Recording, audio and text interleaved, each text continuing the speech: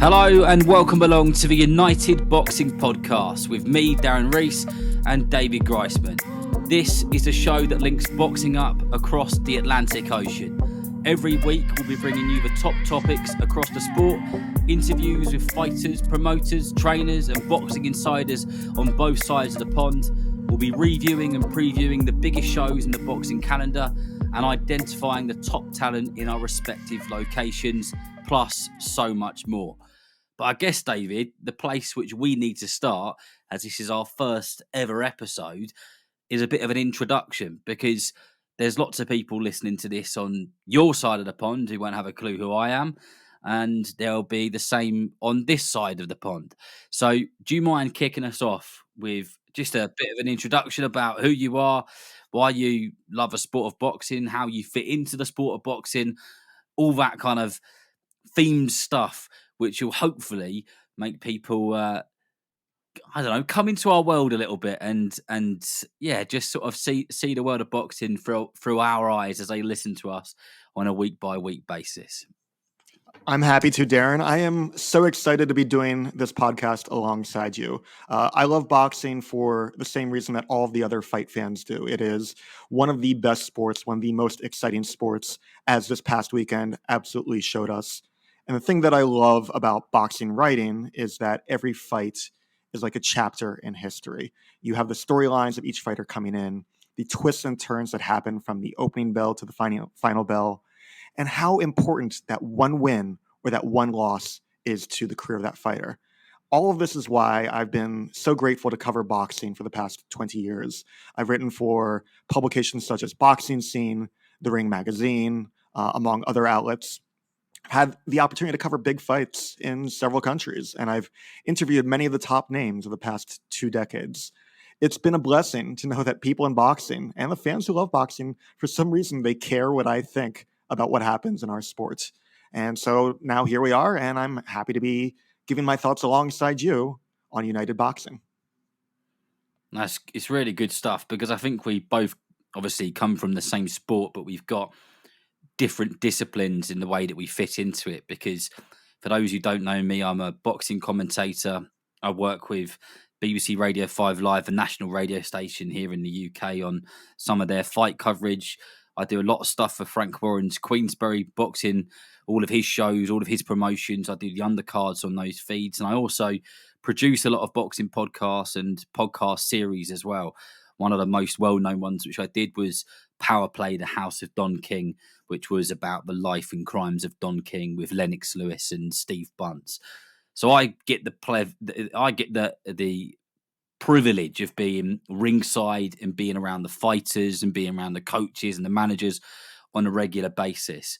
And I get to see a lot of the stuff behind the scenes. And I'm hoping through my commentary, whether that's a small hall stuff that I'm doing or being so lucky to be ringside at massive, massive fights, that I'll be able to bring listeners kind of ringside on a bit of a time machine as we go through. But we weren't actually meant to be starting this week. We planned to start this on Bivol Beterbiev fight week, but there's just so much that has happened this week and towards the end of last week and with the show at Wembley that we basically gave ourselves no choice, did we?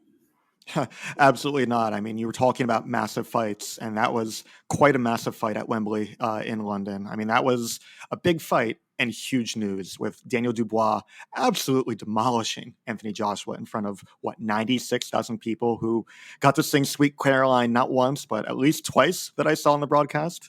So we'll talk about that fight. We'll talk about the very eventful undercard.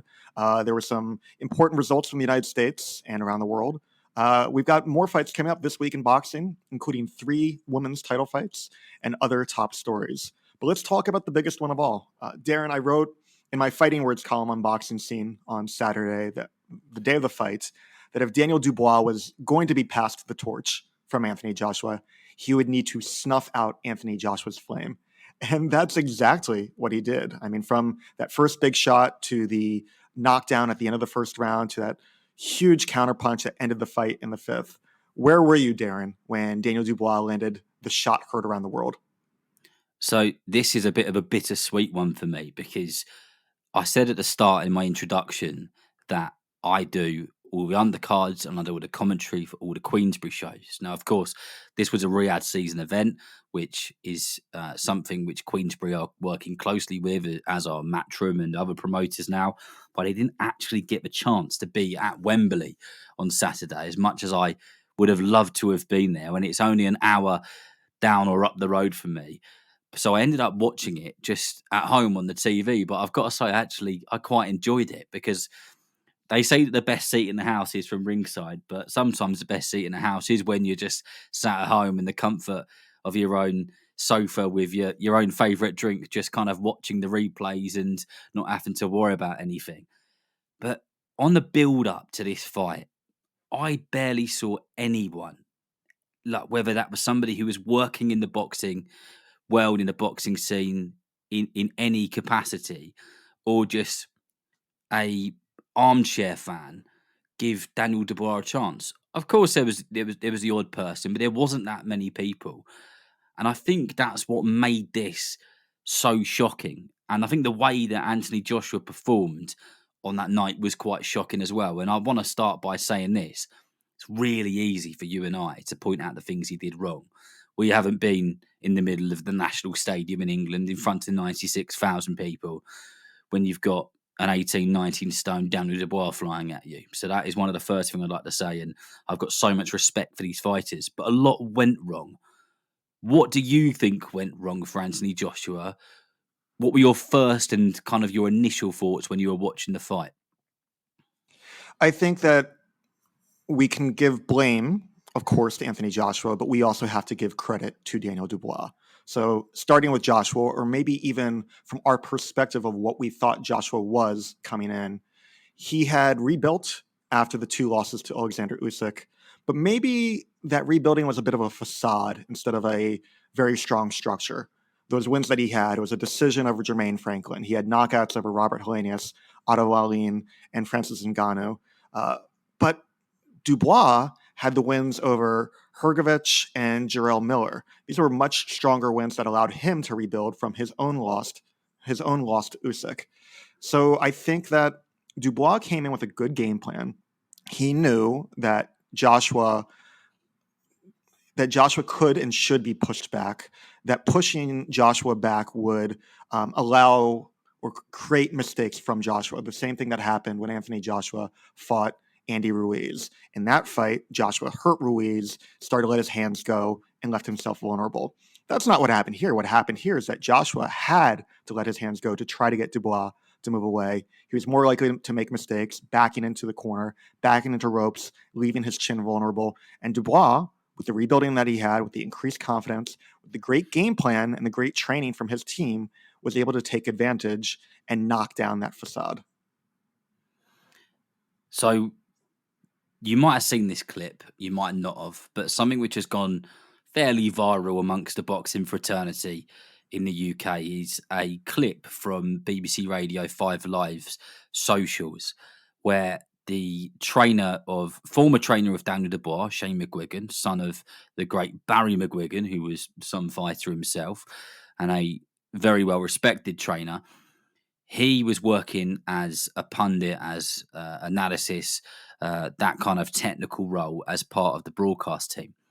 And in between one of the rounds, I think it was between 4 and 5, Anthony Joshua goes back to the corner and they say, we're going to go to the corner and hear what his head coach, Ben Davison, is going to say here. And for those who haven't seen it or heard that clip, Ben Davison says, you need to come up with basically a right uppercut. That's the information he's given him. You need to come up and try and land one of those shots. And Shane McGuigan is shaking his head. And then they go to Shane McGuigan and Shane says, I think that's dangerous advice, because if he leads with the right uppercut, he's going to get caught with a short right hand. The next round, or whenever it was after he said that, Anthony Joshua, he hurts Daniel Dubois, then just throws, and then he leads with that right uppercut and gets caught with a short right hand. And that is the shot which switched his lights out. And that's the reason why that clip has gone so kind of viral amongst the boxing fraternity and just general sports fans. There's people who don't really follow the sport who have sent that to me and said, wow, like how did this guy predict that? Well, one, he's a very, very shrewd trainer and knows his stuff well. But two, it's just he was ringside and he was reading the fight. But I watched Anthony Joshua in his debut and he was making more defensive mistakes in this fight than he did in his debut. He was going back in straight lines, which is never a good thing to do when you've got someone like Daniel Dubois flying at you. But he was going back in straight lines with his hands low. He was throwing his right hand like he threw that right uppercut with like his left hand by his waist. He wasn't setting up any of his work with his jab. He was just throwing big, horrible right hands, big, horrible right hooks or uppercuts. He wasn't setting it up with a double jab like he did when he knocked out Francis Ngannou, or like he did with Robert Helenius with that. I think it was a right hand, it was a right uppercut, wasn't it? He wasn't doing any of the things which he'd been doing right beforehand. And as the story goes, after the fight, this is something Eddie Hearn's told quite a few media outlets. IFL was one of them and Boxing News was another one, was an interview which I watched. He said that the fight was on in the changing rooms. And for the first time ever in his time of being in a loser's changing room, they watched the fight back rather than turn the TV off. And apparently Joshua was just shaking his head going, what was I doing? And he couldn't believe it himself. But I think it's really important to not just focus on how poor defensively Anthony Joshua was and look at how good Daniel Dubois was. Let me ask you this. Is he one of the most improved fighters over the past 18 months, 2 years in the whole of boxing? Absolutely. You have to give credit to what Dubois has been able to do. He had his heart questioned after he took that knee against Joe Joyce and after he took the 10 count, even though that was absolutely the right choice. People question his heart for, in essence, giving up. But the example that I always give, it's a fight that took place in the United States about 17 years ago now. The first fight in the Israel Vasquez, Rafael Marquez trilogy, Vasquez quit that fight when he had a nose injury. And the thing was, Marquez was a handful no matter what when you're healthy. But when you're not healthy, it just was going to be dangerous. So for Dubois to quit the Joyce fight was the right choice. He had that controversial fight with Usyk where, was that a body blow? Was that a low blow? Would Usyk have gotten up had the referee ruled it a body shot instead of a low blow, taking his time? And Dubois got stopped. He had the 3 knockdowns in the first round against Kevin Lorena. Of course, there was also the leg injury that factored into that. So there were a lot of reasons to doubt Daniel Dubois, and he has removed a lot of those doubts in this fight, at least. That's a big victory for now. The question is, what comes next for both of them? Given the mistakes that Anthony Joshua made, all the ones that you and the trainers and the commentators outlined, the fact that he threw that right uppercut from too far away and with his left hand down, leaving himself doubly vulnerable, the fact that he was fighting off of desperation and instinct instead of off of strategy and tactics, are these things that Joshua can improve on? Is his chin too far gone at this point in time? Do you think Anthony Joshua should take the rematch? And let's say that there really isn't the rematch clause that we thought there was, but it's still a big money fight, the biggest money fight for both guys. Should Joshua move forward with an immediate rematch with Daniel Dubois? So this is a tricky one because 24 hours after the fight, as somebody who is very grateful for Anthony Joshua and what he's done for British boxing, and as someone who's watched his entire career, and I've had a couple of conversations with him over the years when I've bumped into him ringside at York Hall, and he's a genuinely very, very nice man. My thoughts and feelings 24 hours after was, I hope he calls it a day. I hope that this is it now. Bags of money, loads and loads of money. 2-time heavyweight champion of the world, Olympic gold medalist. Walking out to 90,000+ at Wembley Stadium, at Tottenham Hotspur Stadium, at the Principality. headlined at Madison Square Garden, even though he lost. And. Like, he has achieved more than 99% of people in this era will never achieve. So that was what my thoughts were. Now, looking back and watching the fight back a couple of times and seeing how defensively weak he was in comparison to how good I know he can be from that perspective, and we have seen him perform in a much better way. I would like to see the Daniel Dubois rematch. Whether that rematch clause is there or not, I'm not sure, or what the actual kind of legalities of that are. But he's got to do something about that defence, because if he goes in there and makes the same mistake even once, Dubois will punish him. I don't know if there's a genuine like chin issue, and there's the internet's a nasty place, and there's lots of things about him being a glass jaw and all this kind of stuff, and easily smash. I don't know if there's many people who would stand up to Daniel Dubois landing one of those big overhand rights on their chin. What do you think? I think that there is a strange split between people where if a guy has power but doesn't knock somebody out, they begin to question his power. And similarly, if a guy has power but the other opponent gets hurt, we question his chin.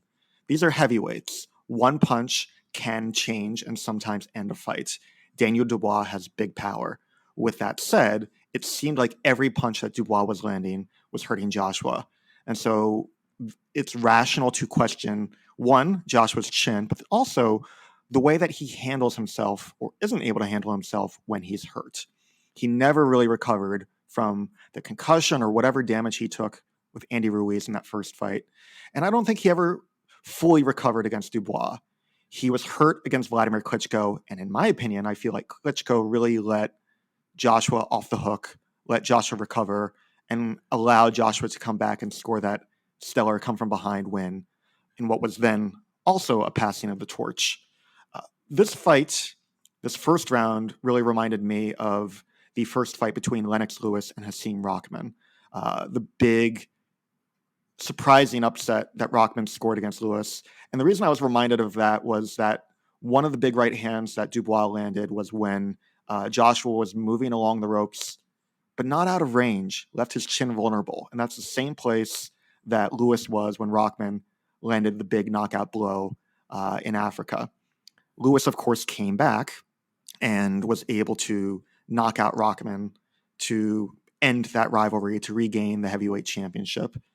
There's, of course, a huge difference between Lennox Lewis and Anthony Joshua, but I count myself intrigued at the possibility of the rematch, but also frightened because I worry about unnecessary punishment that fighters take, and especially heavyweight fighters taking the kind of shots that Daniel Dubois can land. As you said, Joshua has earned far more money. He's been incredibly popular. He is a legit superstar. He can retire. Of course, there's also the pride. He said that he's not going to retire. And as the cliche goes, pride goeth before the fall, but not in this case. I think pride can further the downfall in this case. I think that Joshua and his team can have conversations about whether the improvements are possible. They need to have hard conversations, and they are going to be incredibly difficult given the fact that despite the money that Joshua has earned, they still would be leaving a lot of money on the table for the Dubois rematch or for other big fights that we have all been hoping for over all these years and might not happen now, including the big fight with Tyson Fury, whether Fury wins or loses his own rematch against Usyk in December, or the fight against Deontay Wilder, who himself is a shell of what he once was. These might become loser leaves town matches. They are fascinating, but they are sideshows and they are dangerous. If Joshua is to remain, would you like to see any of these other fights? Would you still be interested in a Fury or Wilder fight? So I'll answer that in just a moment, but I think you've hit the nail on the head when you said about it's more about his recovery than anything else. I think that's what you were getting at, because I was at Madison Square Garden when Joshua got caught by Andy Ruiz Jr. and his legs went wobbly. And afterwards, I remember Eddie Hearn saying he never recovered from that punch, and that's it. And then there was a punch which, well, he was completely outboxed by Alexander Usyk on both occasions, but there were punches which Usyk landed, which seemed to kind of knock his confidence and take his legs away. And then again with Daniel Dubois, that first shot, that first knockdown of 4 knockdowns, he didn't recover from that. So that is a big, big problem for him, and something I don't even know if you can train yourself to get better at or get over at. And Dubois is such a dangerous fighter and such a dangerous puncher, which brings me on to your question of would I like to see him fight any of those other people? Now, there's been a few different names which have been mentioned. Of course, like that all British showdown from my side of it against Tyson Fury, I'm just gutted that didn't happen when both of them were unbeaten, because that would have been enormous. And the press conference and Fury being the kind of character he is, and the fun and games which would have built up to it. So I'm gutted that we can't be there. But would I still want to see Anthony Joshua versus Tyson Fury? Absolutely. And there must be so many people out there who would still love to see that. That's one of those fights over here which has to happen, like Mayweather versus Manny Pacquiao did. Will it be too late? Absolutely. Will it mean as much when both of them have got losses on their records? No, of course it won't. But it's one of those fights that still needs to happen. But there are so many dangerous punchers in the heavyweight division who could put Anthony Joshua in all sorts of trouble, like Daniel Dubois did, and it could be dangerous for him. Like from a health point of view, it could really be dangerous. Look at someone like Martin Bakole. He is a fierce puncher, and look what he did on that LA card. And when these fighters get these opportunities, these big money opportunities, and these big stadiums, they're hungrier than ever. And when they're hungrier than ever, they're more dangerous than ever. Deontay Wilder, it's just not a fight I want to see anymore. Again, 2 or 3 years ago, when all the talk was going on, that was so exciting. The prospect of that fight was enormous because Deontay Wilder was knocking everybody out, and Anthony Joshua was pretty much knocking everybody out. That was going to be a firework fight. But seeing Wilder against Zhang in his last fight, it was sad to watch. It was really sad to watch. Is there anyone other than Dubois? Okay, let me rephrase that. Is there anyone other than Dubois and Tyson Fury that you would like to see Anthony Joshua fight next? I mean, that's assuming that I want to see Anthony Joshua fight next. You bring up Mayweather Pacquiao, but they were still the number 1 and 2 welterweights in the world and 2 of the best pound for pound talents at the time. Joshua was no better than the number 3 heavyweight coming in. We can't say that anymore at this time. I think that we can ask a lot of questions and have a lot of concerns. If Joshua is going to go out, it's a weird thing to say, but I'd rather he go out with the big fight than in a meaningless fight. To have that final loss come against a major name as compared to with some, pardon the phrasing, some comparative nobody who will kind of put a little bit of a stain on the legacy, even though I feel like the legacy is otherwise intact. I think for Joshua to make the improvements that he has to make, he has to be able to get up in training camp, and having somebody like a Dubois rematch or having a fight with Wilder or Fury could bring out the potential for one final great performance from Joshua, or send him out in a blaze of glory. That's what I think. I think for Dubois, he's in a little bit of a tough position where his future is contingent, his immediate future is contingent on what Anthony Joshua chooses to do or chooses not to do. With that being said, there are a ton of options that are suddenly available for Daniel Dubois, doors that have been opened. He was already the world title holder coming into this fight by virtue of picking up Alexander Usyk's vacant IBF belt. But having that title and having this big boost from this huge win can help him land more fights. And it particularly helps that there are so many fighters within the same stable, within the Queensberry Promotion stable, whether that's Fury, Zhang, Parker, Fabio Wardley, even a rematch with Joe Joyce, who himself is very damaged. There are a lot of directions that Dubois could go. If we don't get an immediate rematch with Anthony Joshua, say you're on Team Dubois, what are you telling your fighter to do?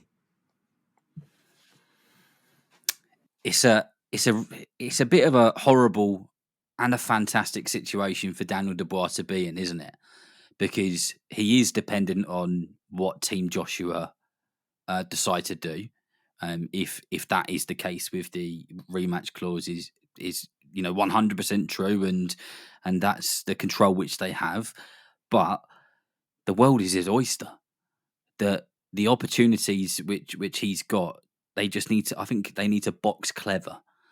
They need to, because if Dubois goes and fights someone else, let's say they set up Dubois versus Martin Bakole, and Martin Bakole shocks the world, inverted commas, and knocks Daniel Dubois out, all of a sudden he's not the man anymore, and he's just become the man, hasn't he? So they've got to be really shrewd in the way that they operate in terms of his next opponents. So Daniel Dubois, I know, is the sort of person that just leaves everything to his team. He's not interested in kind of opponents or anything like that. He wants the biggest money fights, and he'll box whoever they put in front of him. But a last word on this, I guess, because we've spoken about this for a little while now. We've got so much to get our teeth into. How exciting is heavyweight boxing again? It is incredibly exciting, and because of fights like this, we're also able to have other fighters somewhat ride the coattails of this. So let's talk about the very eventful undercard in Wembley. There were a lot of fights. We had Hamza Shiraz, we had Joshua Buatsi, we had the fight between Chukhadzhian and Josh Warrington, we had Josh Kelly and Ishmael Davis, Mark Chamberlain versus Josh Padley. Of this extended show, of this packed undercard, what was first and foremost on your mind in addition to the main event after this night was over? Wow, that's a question and a half, because it was just stacked, wasn't it? We talk about stacked boxing cards all the time, but it really was. There was so many intriguing fights. Do you know what? Let me just give props to Josh Padley, who beat Mark Chamberlain. There was no way he was meant to beat Mark Chamberlain. And for those listening in the US who won't have heard of Padley, who probably won't know who Steffi Bull is or Jason Cunningham, that gym is a sensational little boxing gym in a place called Doncaster in England, where they have constant underdogs. Constantly, they have people in fights who aren't meant to win fights. I was commentating in Belfast, one of the greatest fighting cities in the world, a couple of months ago. And on the top of that card was Conor Quinn versus Conor Kelsall. Now, Conor Quinn was meant to win this fight, hands down, no problem. It was meant to be, a decent win, and he moves on to kind of bigger and better things. Conor Kelsall, who is a Steffi Bull gym fighter, upset the apple cart and won pretty much every single round. Everything they do, they're so humble about the way that they go about their business. They are strictly about the boxing. And that is exactly what happened with Josh Padley on the weekend. So for me personally, like that was a nice thing to see. And maybe Mark Chamberlain was a little bit too comfortable.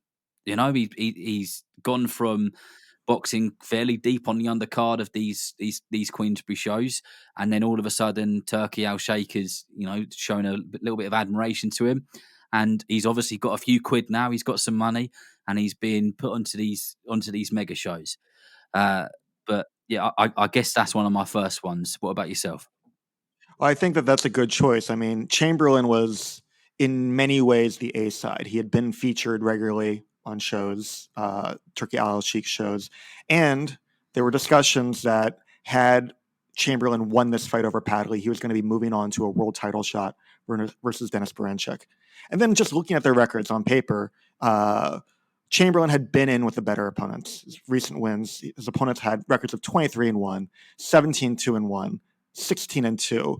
And Padley, he was just coming off of a win over a guy who was 5-2, an opponent who was 6-0. And just 3 fights ago, his opponent was 4-8-1. So on paper, this was Chamberlain's to win. But fights aren't won on paper, as Padley showed. I think that was one of the most impressive performances. It might not be the most newsworthy to some people. I think the other big takeaway that I had was Hamza Shiraz having that quick and easy win, and me wanting to see him go on to better things. And what I'm wondering now is, if you're Team Shiraz, do you aim for a world title in this admittedly shallow middleweight division, or do you hold off on the title shot for now and go for domestic clashes that might bring in bigger money, especially in the UK? I think the fight which the Queensberry and Hamza Shiraz team have got their eyes firmly on, which I don't think will happen for them, is the Chris Eubank Jr. fight. Chris Eubank Jr. is a master at playing the pantomime villain. Just today, he was at the Beterbiev versus Bivol press conference and sat a couple of feet away from Frank Warren and Eddie Hearn and Callis Howland, and to pretty much their faces with his back turned was telling the world what scumbags they were. This is the sort of character that he is. He's absolutely brutal. But he's also very clever as Chris Eubank Jr. in the way that he does business. And I think deep down he knows he isn't going to beat Hamza Shiraz. And that is the fight which Frank Warren, rightly so, and Team Shiraz, rightly so, will want. Because Eubank is an enormous name in the United Kingdom. Not many people like him because of the way that he is, but he doesn't care because the money comes flooding in.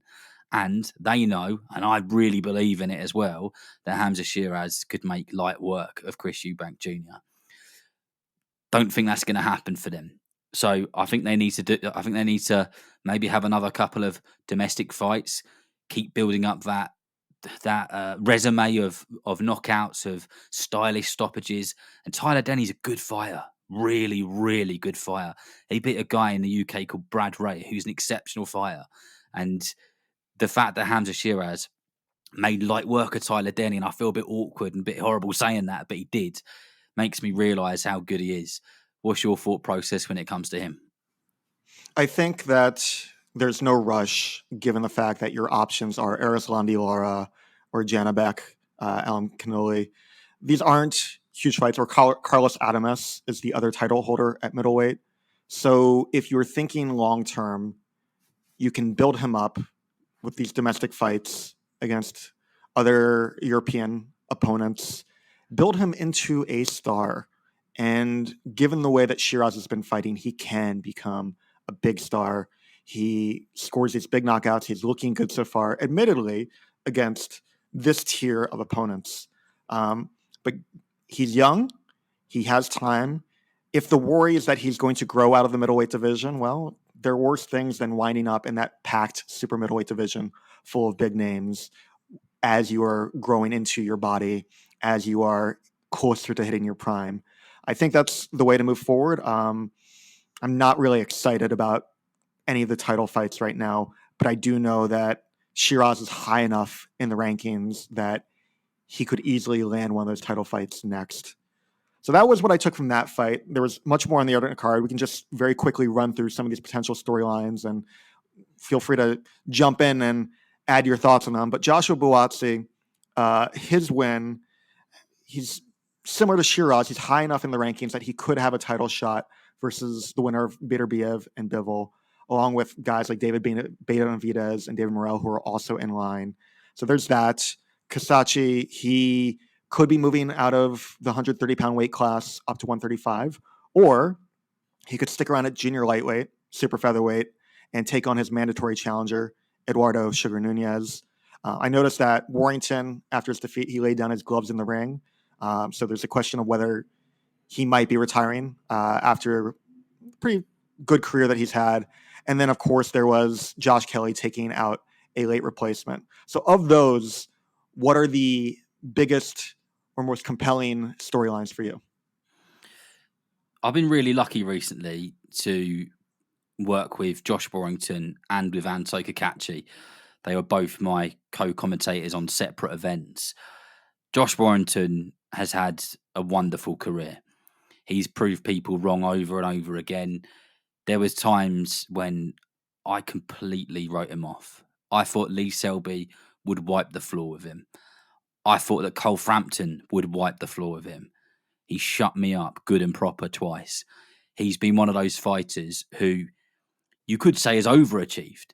He was just meant to be this guy with fast hands and a massive engine and a huge heart, but he achieved really wonderful things and has been such a good story. And he's just the most compelling person to watch and be around as well. But I think after that fight with Anto Chukhadzhian in Wembley on Saturday, I think I think that's a good place to end it, in front of probably 70, 80,000 people by that point in Wembley Stadium, in a fight which he was in, but he certainly wasn't becoming close to winning it. But I think if he leaves them gloves there, he can look back on a great career. He's had some amazing fans. Some of the nights he's had in Leeds at stadiums and arenas, and some of the moments are just completely unforgettable for him and for the people who have followed his career. So I would quite like to see Josh hang those gloves up now, or leave him in that boxing ring. There comes a point that a fighter will grow out of a weight class, and Warrington was no longer really able to make or compete at featherweight. But you move up to that next weight class, and somehow you are too big for featherweight and too small for junior lightweight. And he really was outsized in the ring on Saturday in Wembley. That's 3 losses in a row for Warrington now. So asking those questions, whether he can't handle this level of competition in this weight class anymore, whether his prime is past. As you said, going out now, it's similar to the conversation that we're having about Anthony Joshua. There's just no need to continue on unless you really feel like you can compete, or if you need the money. And hopefully Warrington doesn't need the money, because I don't know that he can really compete at that high level anymore. And that's a valid point. And yeah, hopefully, and I'm sure he is. Josh is a clever guy that financially he'll be in a stable position, and he can hopefully turn away and walk away from the sport with his faculties intact, as they say, and live a happy life. And I'm sure he'll have a career or a future doing some sort of punditry and being in and around boxing in other ways. I know he's got a promoter's license now, but with Anto Chukhadzhian, for those who aren't familiar with his story, it wasn't that long ago that he was working in Subway and making sandwiches. And it wasn't that long ago that he was a plasterer on houses on building sites. And now he's the IBF super featherweight champion of the world. And it seems like the journey's only really just starting. And I feel like that journey only really properly started when he stopped Joe Cordina in Saudi Arabia. And then he's just performed out of his skin, which wasn't the most exciting fight, at Wembley Stadium on an enormous undercard. And he looked enormous in there for the weight. He looked huge, and he'll have no problems moving up. But moving on to one more fight before we kick on. Joshua Buatsi versus Willie Hutchinson was a fight which got the boxing community talking, because Willie Hutchinson is a great wind-up, as we say in the UK. He's really good at prodding and getting a reaction out of people. And I've never seen Joshua Buatsi act in the way that he did on the build-up.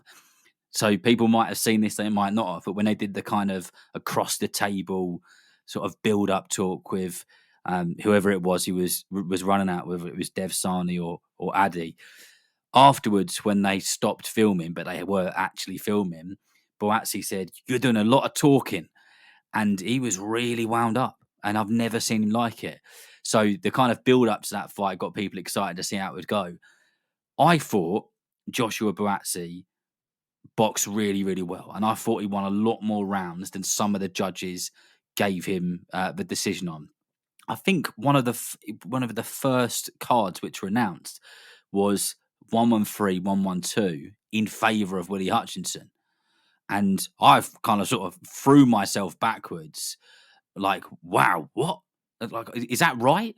And then Howard Foster scored it 115, 110. And then Salvador Salva scored it 117, 108. But what do you read into the lack of consistency with those scorecards? Because they're all very different. I think that we need to throw out both that 113, 112 scorecard in favor of Buatsi's opponent, and throw out the judge, Melenda himself, who came up with that scorecard. It's if we look at Foster's scorecard, that is, I believe that's a 7-5 scorecard, and Salvador Salva would then be 9 rounds to 3. But otherwise, the difference between Salva and Melinda is a 5-round difference, and I don't know that there were that many close rounds that could have gone either way. I think that it is a good win for Buatsi. I do wonder if it is still too premature to consider him as one of the top contenders, even if that is what the rankings are saying. There is, at 175, a similar situation to what we have at super middleweight down at 168, where you've got the cream of the crop. So the cream of the crop at 168 is Canelo. Then you've got that second tier, which is Caleb Plant and everybody else. At 175, we're going to have the fight between Peter Biev and Dimitri Bivol. And then we've got guys like David Benavidez, David Morrell, Buatsi. I would like to see not even Buatsi versus a Benavidez or Morrell yet. I think that it's still fine to put him against some other British light heavyweights. And there's some dangerous fights. I think a fight with Callum Smith is interesting. Maybe even Anthony Yard. Those are maybe not as big on the worldwide awareness, but I think that those would still be big fights in the UK. What do you think? The Anthony Yard fight is a fight which has been spoken about for what feels like years. It just seemed like every event that I'd been at where Yard was fighting or Buatsi was fighting, every time one of them get out of the ring as the winner, that question is always asked by the person doing the interview. And then it's just spoken about amongst people in the crowd and the people working ringside. So it's another one of those fights in Britain that has to happen. How attractive that is on the world stage, I don't know.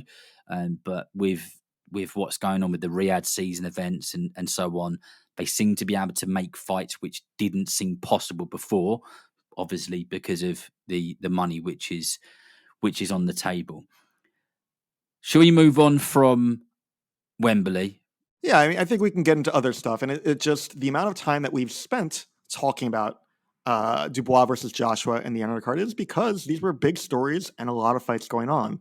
And I know that not only were these big stories in the UK, but it's big stories for boxing fans around the world. However, there was other notable boxing last week, including a Friday night card in Arizona where Jaime Munguia was having his first fight back since his loss to Canelo Alvarez, and he stopped Erik Bazinyan.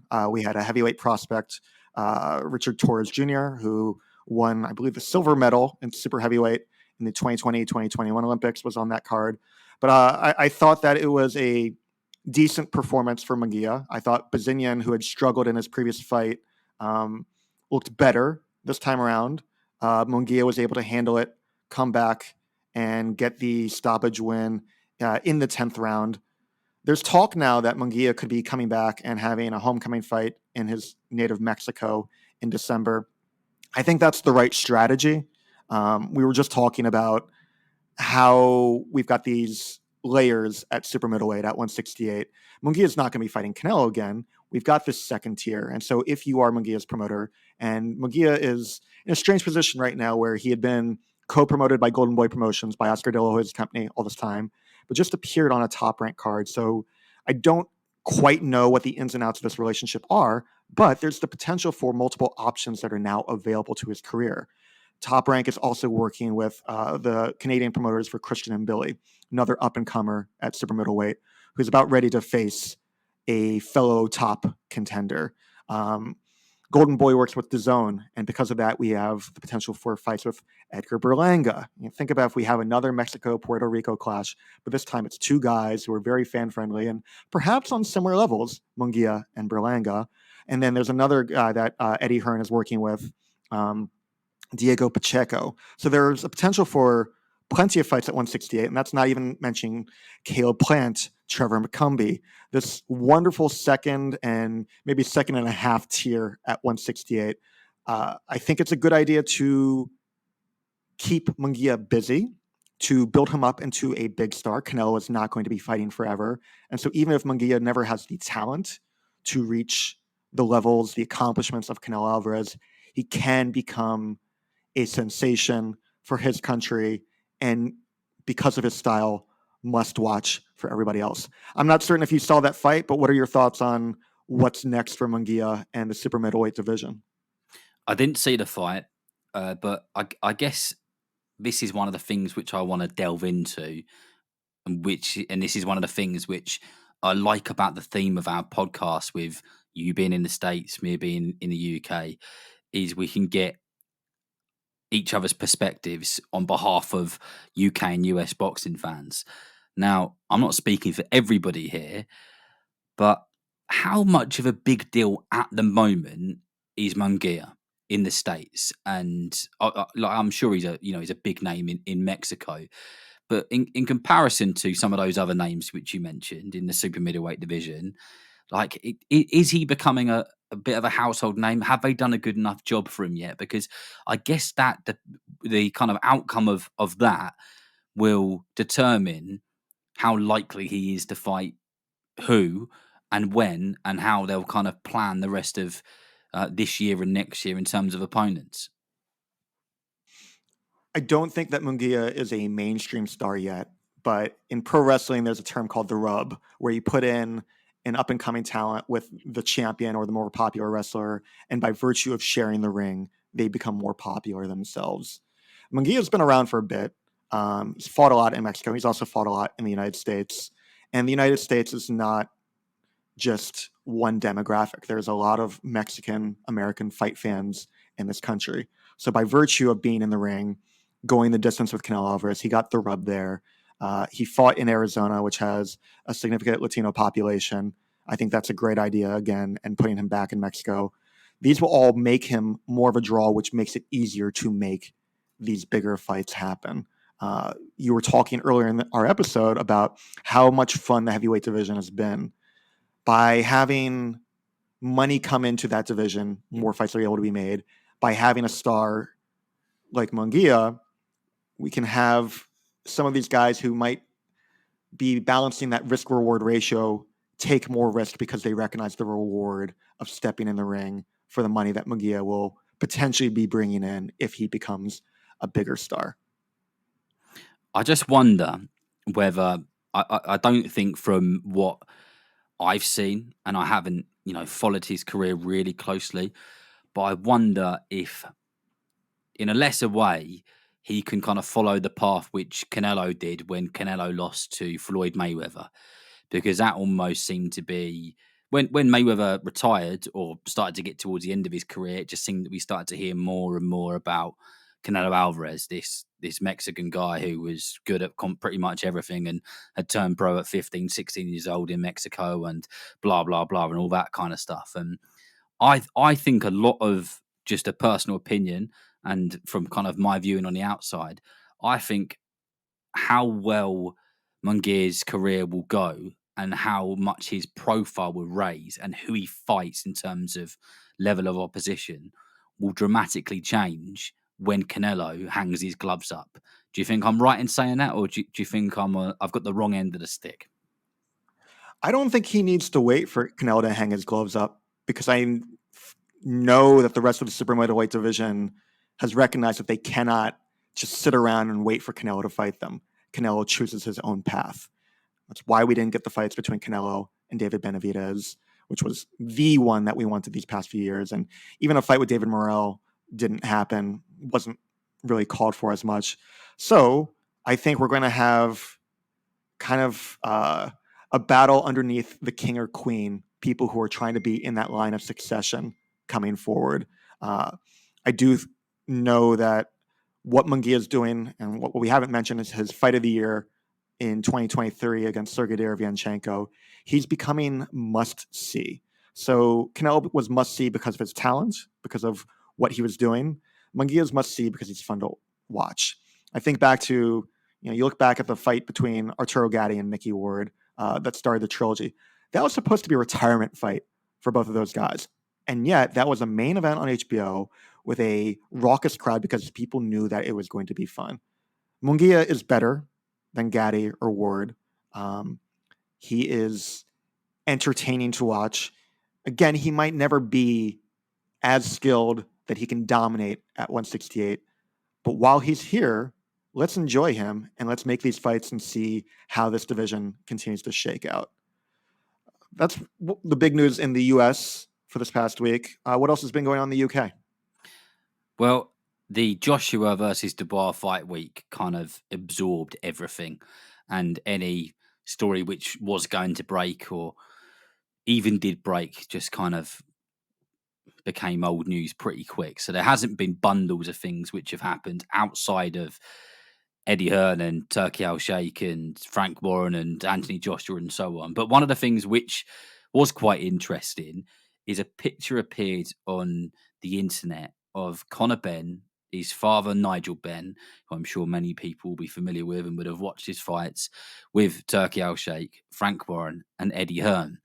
And then there was posts which kind of followed that picture about kind of pretty much fight news coming, and you were talking about Jaime Munguia being a must, becoming a must-see fighter. Well, a must-see fight in the UK nearly 2 years ago now, I guess. Yeah, October, it will be 2 years ago, was Conor Benn versus Chris Eubank Jr.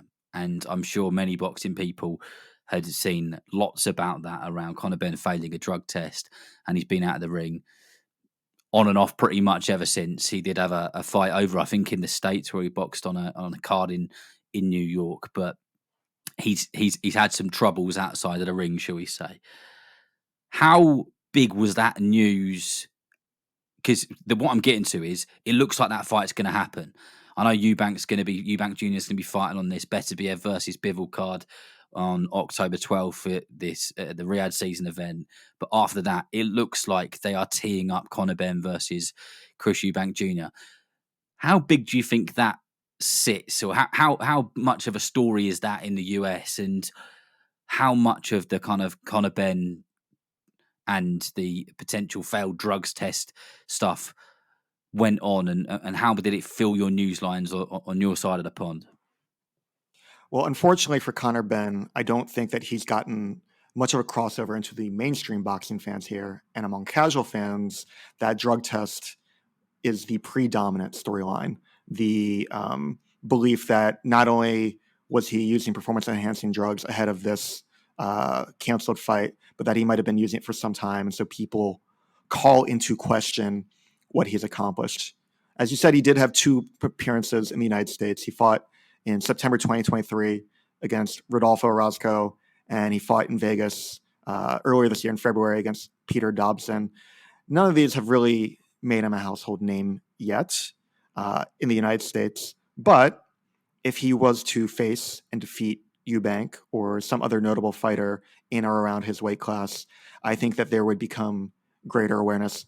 I don't believe he would become a hero. I don't know how he's seen in the UK, and maybe you can tell me a bit more, but I feel like he would be seen as the villain, going back to pro wrestling, as the heel, somebody who can cash in, sad as it is to say, on his misdeeds because people want to see him get his comeuppance.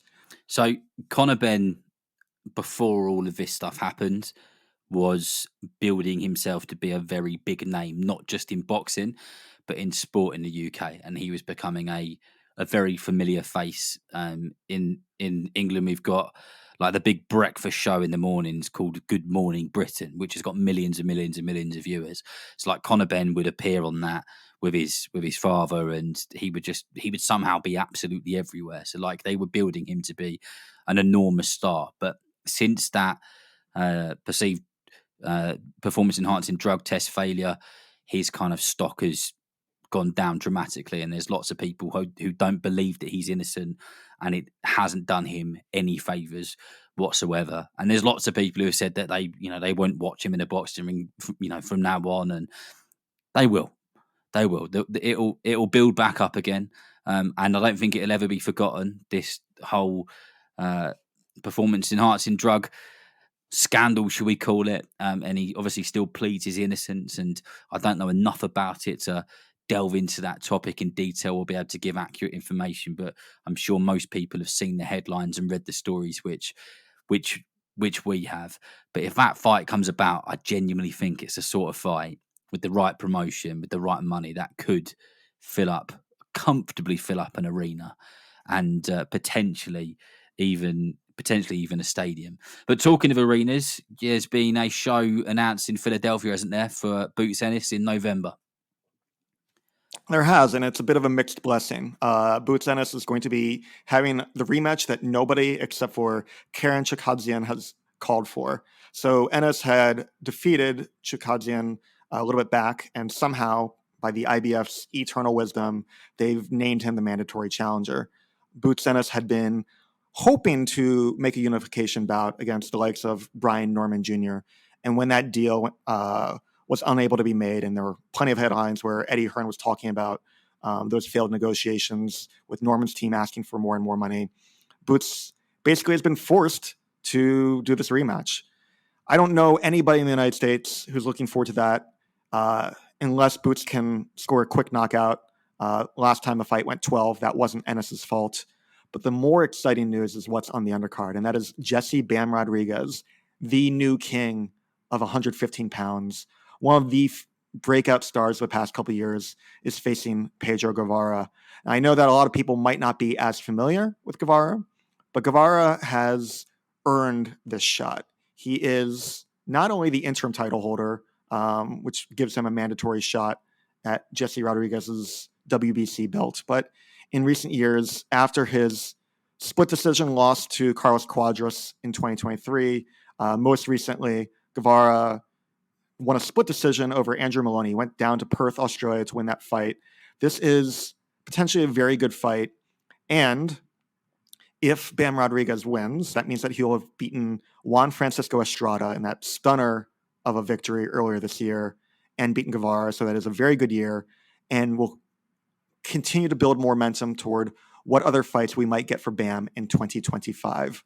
That is the most noteworthy thing. There are some other interesting fights on the undercard. This will be the Wells Fargo Center, November 9th in Philadelphia.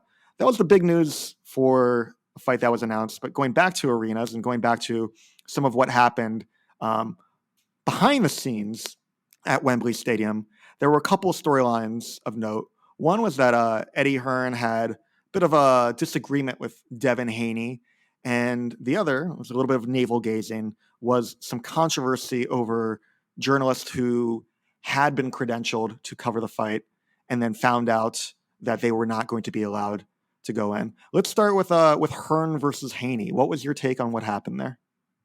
Well, it was Conor Benn that had filmed what looked like a heated debate or argument between Eddie Hearn and Devin Haney. And so the story goes is that Haney had messaged Eddie Hearn 48 hours before the event saying, yo, and then didn't get back to him until the morning of the fight and said, I need tickets for Joshua Dubois. And Eddie Hearn had said, you're going to need to speak to Riyadh season, because like those inner ringside seats were given out ages ago. Like they were all assigned to different people by Riyadh season and the people who were running that. And then people might have seen Devin Haney had tweeted something pretty vicious about Eddie Hearn, calling him a snake or something along those lines. And Terence Crawford had got Devin Haney into Wembley Stadium to be, close to the ring or whatever it was. And then apparently he'd sort of said something to Eddie Hearn, and that's what that footage of their argument was about. Was Eddie was just basically saying that he was being arrogant and like, don't ever treat me like that. In terms of the journalist who had been given accreditation and then had it taken away. So like I said at the start, this time I wasn't fortunate enough to be there, so I can't kind of talk firsthand. There was all sorts of things which were said. I'd heard stuff, and I don't know how true it is, about that there were people who were sat down, but then when they were moved out of there because they'd sold those seats, and that might have been something to do with what had happened with the likes of Devin Haney turning up late. And there must have been loads of kind of, big time celebrities and sports people who just kind of decided they wanted to go. Maybe that's what happened with that. I know that Eddie had sat down with Kugan Cassius from IFL TV today, and he had kind of spoken to him about it. And one of the things that Eddie had said in that IFL TV interview is the amount of people who apply for accreditation for these events is just phenomenal, especially for somewhere like Wembley. So they gave a seat to every major newspaper in the UK. Then they had to give a seat to every major international outlet. So whether that was someone big in America or that was, whatever, from other countries around the world. But then like YouTubers have kind of taken over like sort of the kind of boxing interview landscape, if you like, and they get hundreds and hundreds of applicants of course they want to be there and they want to be ringside and they want to have like one of the best views and get access to all of these different people, and some people had to be denied. But that's kind of my take on it. Is there anything you've heard or you've spoken to anybody where you know a little bit more than I do? I watched a little bit of that IFL interview after you pointed it my direction today. Eddie said that he wasn't involved in the decision, and so either he isn't quite aware of what actually happened, or he's spinning or deflecting a little bit.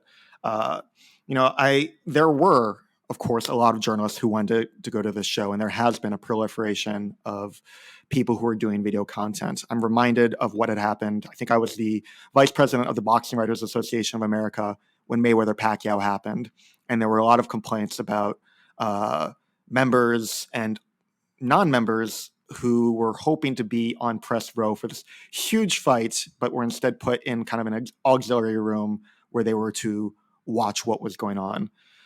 I don't think that that's the full storyline of what happened here. What I've been reading about, including from one of my colleagues at boxingscene.com, is that people who were approved or thought they were going to be approved as even the sole representative of the organization or the main representative showed up, as one of my Boxing Scene colleagues did, picked up his credential or was trying to pick up his credential, and then was told that they were not allowed. And in their interactions with people, were told that they should have been more positive with their coverage. And that was troubling, on top of other reporting that we've seen, including from Thomas Hauser in a big article that also ran on Boxing Scene. Not to have this be the Boxing Scene news hour for this moment, but talking about how Turki Al-Sheikh was attempting to purchase BoxRec, was potentially going to be purchasing Ring Magazine. All these ways of wielding influence over people or organizations or websites. And Turki Al-Sheikh is also funding a boxing news website that will be launching supposedly sometime soon, to control the coverage, to control the way that people see the sport, and in a way that would be concerning even more than Golden Boy owning the Ring Magazine or Boxing Scene currently being owned by promoter Gary Jonas, where at least you would have the idea of an editorial firewall. With Turki Al-Sheikh and the involvement of the Saudi government and Saudi government-owned agencies that are financing these cards, there's a reason to look at why these cards are happening, to bring up the idea of sports washing in articles, to be critical. In the same interview that Eddie did with Coogan, Eddie mentioned that this event, this huge event that just happened, would have lost money if not for Riyadh season financing. 96,000 tickets sold at this event, and the fight was losing money if not for the financing that came in. So the question that we journalists have to ask is why? We have to talk about sports washing, even if that's not what the promoters, if that's not what Turki wants us to talk about. We can be critical. We should be fair while being critical, and we should do our jobs without fear or favor. And it is troubling that writers can be punished or kept from being able to do their jobs on site for providing critical coverage. I know that many of these reporters are still going about doing their jobs, but for other websites out there, does that mean that they are going to temper their work? Does that mean that the readers are going to have to question whether they're getting the full story about what's going on? There's a lot to be concerned about. I know that this might sound like a lot of boo-hooing about journalists who aren't able to get their free seats to sit and watch huge fights that people are otherwise paying a lot of money for, but it is important. we journalists don't just cover what happens in the ring, we cover the business of it. And that includes the people who are promoting, managing, training, financing. These stories need to continue to be covered, and we should not let the bullying, because that's what this is, the bullying of Turki Al-Sheikh, prevent us from doing what needs to be done. I will get off my soapbox now. Okay, so I think a response from maybe Turki Al-Sheikh or Eddie Hearn would be on kind of what you just said there. Is obviously I don't think they would agree with it for many reasons, but I think one of the things which they would say is if that's what journalists think, then why are we letting in the likes of Donald McRae from The Guardian, who's a very outspoken journalist who's written a lot about the Saudi regime and the kind of Riyadh events and so on. And there's other people ringside who have got big voices and got big platforms. And The Guardian, for example, is an enormous newspaper and gets read by a lot of people in the UK. Do you think they would have a point if they brought that up, or what's your kind of general feelings around what I've said there? I think these are questions that I don't have the answer for and need to be asked of the people in power, which is why I give Coogan credit for not asking all softball questions of Eddie Hearn, but trying to put him on the spot about what had happened. And so if people get to speak more with Eddie or with Turki, they need to bring up what's going on. I think it would be interesting to hear from these reporters, but as we saw with, it was Declan Warrington at Boxing Scene, and I think it was Seconds Out, had also been told that they were not going to be coming to the show.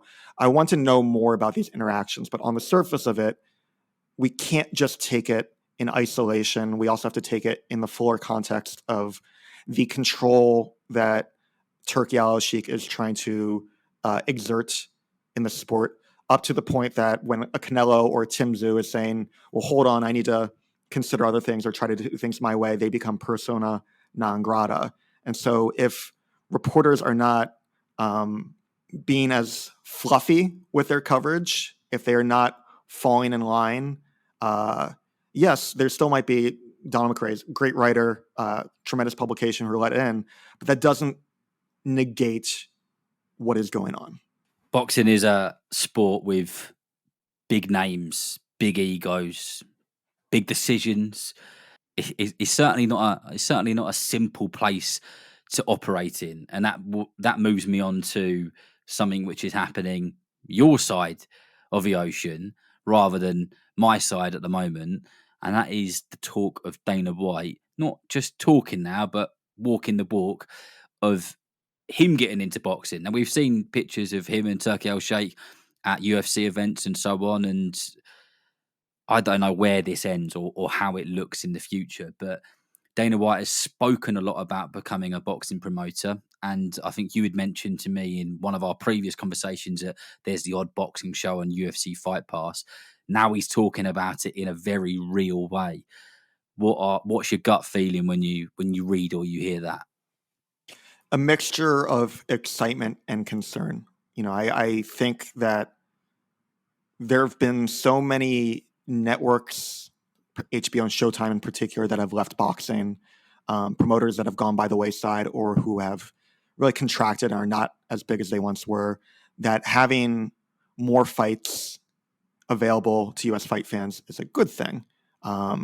It's why when people criticize or wish that Premier Boxing Champions was to not succeed, I think that that's bad. You can be critical, but also hope that the things that you are critical of improve so that boxing as a whole can succeed. So I'm excited. Dana has been working with Tom Loeffler in particular, who also promoted Gennady Golovkin, the Klitschko brothers. Loeffler has put on shows, particularly with Callum Walsh, but some other fighters in shows that are largely in California, New York, and now this most recent fight in Ireland. If Dana, who's been talking about getting into boxing for years, actually is doing that, that's great. But there's also the critique that has long been out there about how underpaid the mixed martial artists who compete in the UFC are, how little influence that they have over their fate. I don't know what Dana White, the boxing promoter, would look like.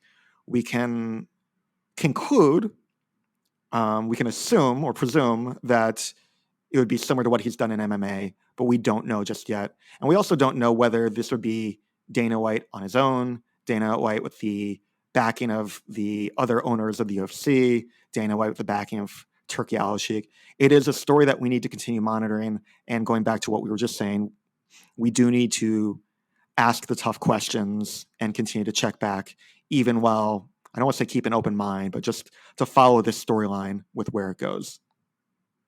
Well, I think we could go on and on and on, couldn't we, with some of the top topics? And I'm sure some weeks will be quieter than others, but the way that the sport's going and the people which are involved in it, I have absolutely no doubt that there will be some big stuff to get stuck into every single week. But let's move on to the next section of this show on United Boxing, where we look forward to fights on or in our respective locations. And you've got a good card this weekend with Alicia Baumgardner versus Delphine Pursoon for the WBC Junior Lightweight title.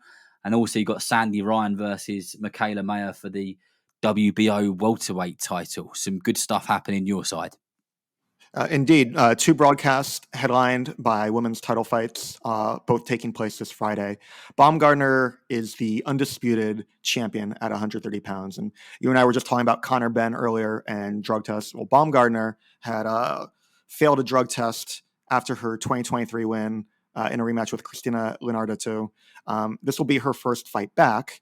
Strangely enough, she won't have all four of her world titles on the line. For some reason, only the WBC belt and the lineal championship will be on the line against Pursoon. Baumgardner, drug test aside, she looked fantastic when she won that title in 2021. She really landed just that big right hand on Terry Harper, stopped her in the fourth round, and since then has picked up a couple of victories. She unified the titles with a win over Michaela Mayer, who, as you said, is fighting this week, and then won one more fight to become undisputed champion.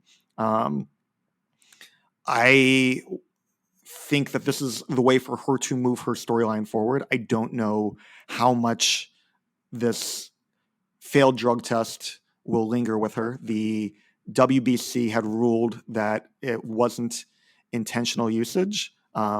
We boxing fans can be dubious, especially when it comes to things that the WBC says or does. The result was not overturned by Michigan's Boxing Commission. It's where that last fight had taken place. Usually when a fighter tests positive, a fight will be overturned. I don't know why that wasn't. Pursoon, she is the same fighter who had fought Katie Taylor twice. They had that one very close fight in 2019. Taylor won majority decision. And then Taylor won again about a year later unanimously. Pursoon has won 5 in a row, all of those at the 130-pound weight class, so she moved down after the Taylor fight. She did have one fight that she could have lost by disqualification. She had knocked down her opponent and then punched that opponent while she was down. That didn't happen. I am looking forward to this fight. It's going to be on kind of a fringe network, a website called Brinks TV, as well as on Fubo Sports. But if people want to find it, be this Friday evening, and I'm certain that there'll be video footage afterward. More mainstream is the fight between Sandy Ryan and Michaela Mayer. And this is a good fight for our podcast, given that Sandy Ryan is from Derby in England and Michaela Mayer is from the United States. You and I can go talk about this, but Ryan very well could have been the champion of the welterweight division. She has one welterweight title now.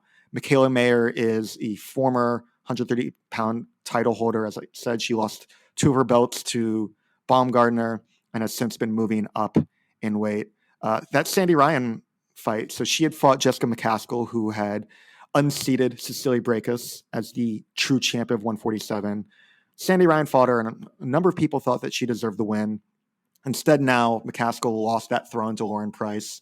This is a big fight because the winner of Ryan versus Mayer is not only holding that world title, but is then going to be in line to vie for the throne, to try to be queen, to take on Lauren Price.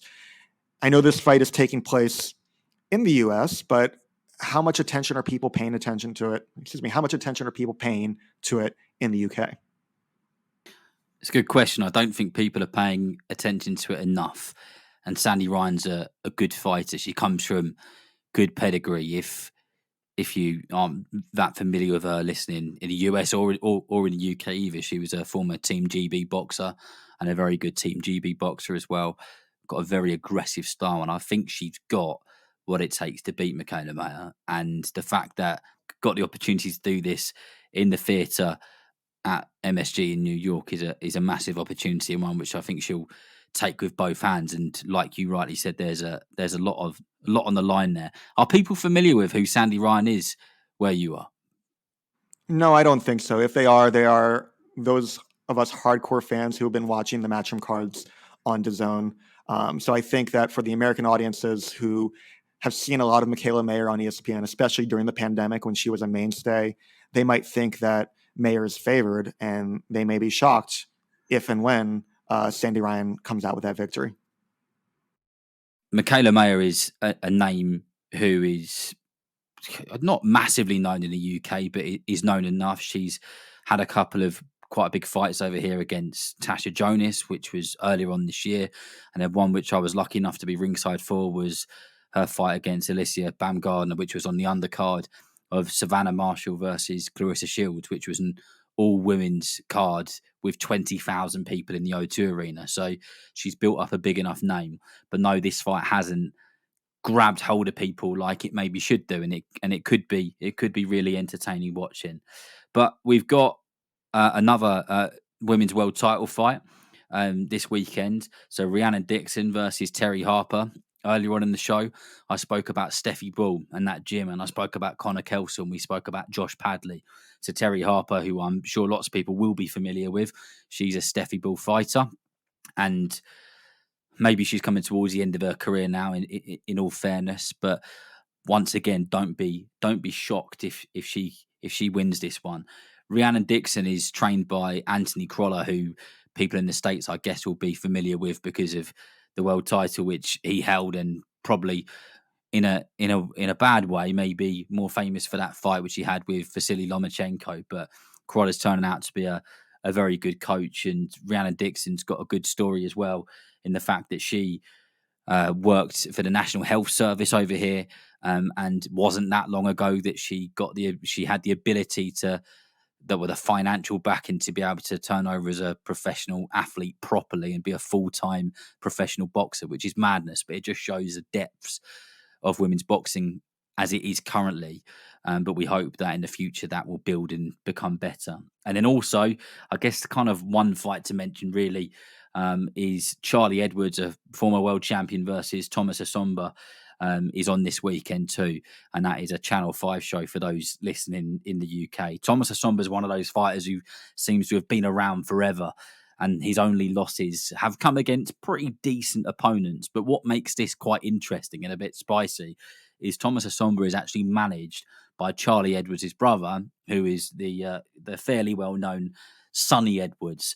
So plenty to look forward to this weekend. And then there's loads coming up, David, isn't there? There's a show in Liverpool in a couple of weeks where Nick Bull will defend his world title. Of course, there's Artur Beterbiev versus Dimitri Bivol, and just so many other good fights in the boxing calendar for us to look forward to.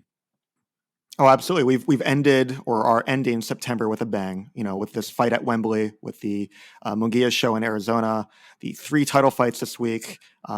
Lots to look forward to in October. Lots for us to be talking about every week on this podcast. But before we end, I want to talk about our fighters of the week. We've talked about some of the major storylines and what can be coming up, but who to you might be one of the unsung heroes of this past week in boxing? So with this feature, and it will just be a brief one each week, sometimes it might be someone who's been on a show recently, or it might just be somebody who hasn't been on a show recently, but somebody that's impressed us that we've been lucky enough to meet. And it might be the kind of way that they carry themselves outside of the ring. It might be the way that they box on the inside of the ring. It might be both. But my fighter of the week this week for our first ever show is a guy from the north of England in a place called Preston, called Levi Barnes, who's a welterweight contender. I've been lucky enough to commentate on a couple of his fights recently. both fights, he stopped his opponents in stylish fashion. And he's just one of those fighters who's got it all. He's got character, he's got good feet, he's got good head movement, he's got speed, and he can stop people, and he's powerful. And he's just lands eye-catching shot after eye-catching shot. And I encourage people to go and YouTube Levi Barnes, and you'll probably hear, if you listen to if you watch the most two recent fight of his, me getting very excited as I commentate on him. So he's my fighter of the week to watch out for, 9-0, and undoubtedly got a promising career ahead. What about yourself? I'm going to go with Ricardo Fernandez. And I imagine that nobody in the UK has heard of him, because I can tell you that nobody in the US had also heard of him. Deep on the Munguia Bazinyan undercard, on the preliminary broadcast, there were a number of top-ranked prospects, up-and-comers, who were getting their usual test. Some of their opponents aren't much of a test at all, just to move on with their career. A guy named Alan Garcia, a lightweight prospect, undefeated at 14-0 coming into the fight, was facing Fernandez, who came in with a record of 15-13 with all of one knockout on his record. Fernandez is from Bolivia originally, now is living in Spain. And in the fifth round of this fight, he landed a picture-perfect right hand, put Garcia down for the count, knocked out the undefeated prospect, upset the apple cart, and scored only the second knockout of his career. I don't know what heights Fernandez will be able to go to on the basis of this, but if his career ends with only this as his big victory, what a notch on his belt. And I'll tell you this, whenever he's fighting again, whoever he's fighting next, I want to tune in to see whether Ricardo Fernandez can become one of these measuring stick opponents who occasionally gets in with a fighter who has all of the money behind him, a major promoter, and scores the upset. When fighters score upsets, it really can change their career for the better and earn them a lot of money and put them on a big stage in a big way. And a fighter who we spoke about earlier on was Josh Warrington.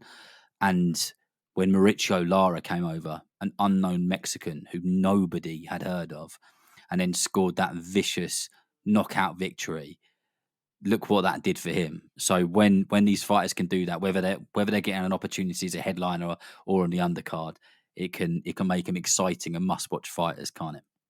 Well, that's it for this week's episode. Darren, what a great first week for us to start. We will be back. Our show comes out every Tuesday.